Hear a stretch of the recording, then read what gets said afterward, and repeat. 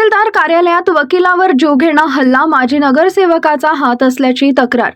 महानगरात कायदा व सुव्यवस्थेच्या पायमल्लीचं जिवंत उदाहरण ठरलेली एक धक्कादायक घटना समोर आली आहे। अधिवक्ता अभिषेक रमेशचंद्र गौतम यांच्यावर खदान येथील भाजपचे माजी नगरसेवक संजय बडोने यांनी तहसीलदार यांच्या समक्ष त्यांच्या दालनात कामकाजाच्या वेळी निर्गुण हल्ला केला।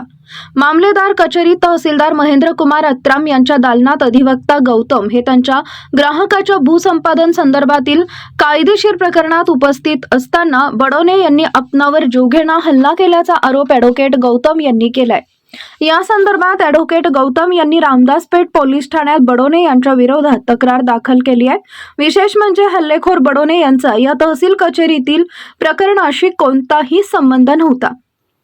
केवळ जमीन मालक व खरेदीदार यांच्याकडून जबरदस्तीने पैसे उकळण्यासाठी त्यांनी हा हल्ला केल्याचे ॲडव्होकेट गौतम यांनी तक्रारीत नमूद केले।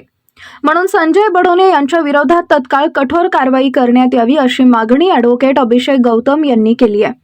शासकीय कार्यालयात कायदेशीर कामकाज करताना झालेला हा हल्ला म्हणजे लोकशाही, कायदा आणि वकिलांच्या सुरक्षिततेवर झालेला थेट हल्ला आहे। अशा प्रवृत्तीच्या लोकांना राजकीय पाठबळ मिळणं ही लोकशाहीसाठी अत्यंत घातक बाब आहे। ॲडव्होकेट अभिषेक गौतम, प्रतिनिधी मोहम्मद शब्बीर, महाराष्ट्र न्यूज मराठी, अकोला।